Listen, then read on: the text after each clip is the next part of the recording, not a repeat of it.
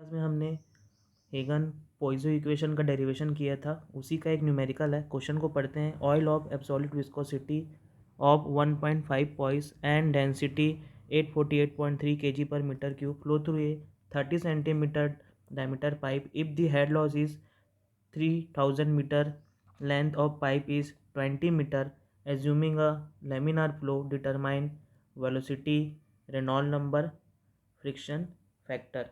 तो सबसे पहले हमको क्या क्या गिवन है उसको लिख लेते हैं। गिवन हमको दिया हुआ है, विस्कोसिटी का वैल्यू दिया हुआ है, डायनेमिक विस्कोसिटी 1.5 पॉइस। पॉइस किसका यूनिट होता है? डायनेमिक विस्कोसिटी का। एक पॉइस बराबर कितना होता है? 1/10 न्यूटन सेकेंड पर मीटर स्क्वायर। तो इसको चेंज कर लेते हैं, तो हो जाएगा 1.5 इंटू 1/10 न्यूटन सेकेंड पर मीटर स्क्वायर। तो आएगा 0.15 न्यूटन सेकेंड पर मीटर स्क्वायर। और क्या दिया हुआ है हमको? डेंसिटी दिया हुआ है 848.3 kg पर मीटर क्यूब।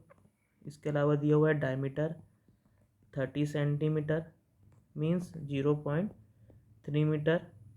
लेंथ दिया हुआ है पाइप का 3000 मीटर। और हेड लॉस दिया हुआ है 20 मीटर। फ्लो क्या दिया हुआ है? पाइप में जो फ्लो हो रहा है वो कौन सा फ्लो है? लेमिनार फ्लो दिया हुआ है। ठीक है, तो हमको सबसे पहले क्या निकालना है? Average velocity. हमने पढ़ा था हेगन पोइजो इक्वेशन। ये क्या होता है? Delta P equal to 32 mu u bar L upon d square. अब प्रेशर डिफरेंस क्या होता है? P1 - P2 equal to rho g into h f. ये भी हमने देखा था जब डेरिवेशन किए थे। तो ये rho g h f equal to क्या हो जाएगा?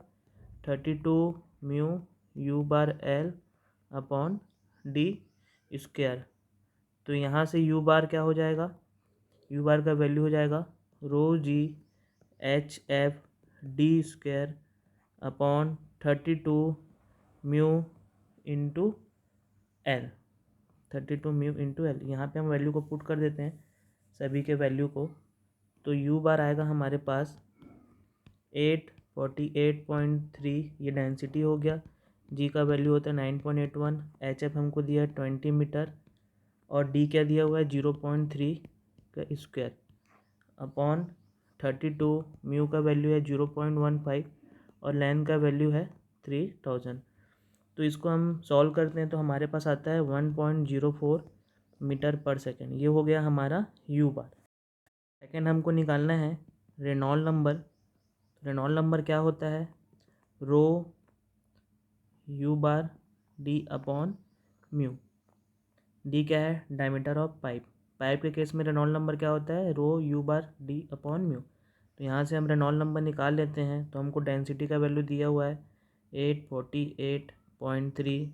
यू बार हमने निकाल लिया 1.04 और डायमीटर है हमारे पास 0.3 मीटर। म्यू का वैल्यू है 0.15। तो इसको सॉल्व करते हैं तो हमारे पास रेनॉल्ड नंबर आता है 1765।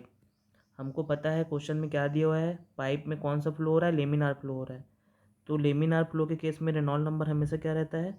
2000 से कम रहता है। तो हमारे पास रेनॉल्ड नंबर कितना आ रहा है? 1765, जो कि 2000 से कम है। अब हमको तीसरा क्या निकालना है?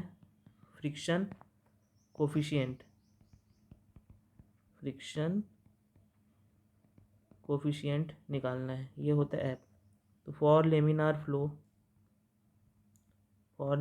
फ्लो फ्रिक्शन कोफिशिएंट और रेनॉल्ड नंबर में क्या रिलेशन रहता है? 16 अपॉन रेनॉल्ड नंबर। तो ये हो गया 16। रेनॉल्ड नंबर आया हमारा 1765। तो ये सॉल्व करेंगे तो आएगा हमारे पास 0.00907। ये हो गया हमारा कोफिशिएंट ऑफ फ्रिक्शन या फ्रिक्शन कोफिशिएंट। सिंपल सा न्यूमेरिकल है। इस न्यूमेरिकल में अगर कुछ भी डाउट है तो आप पूछ सकते हैं। Okay, thank you.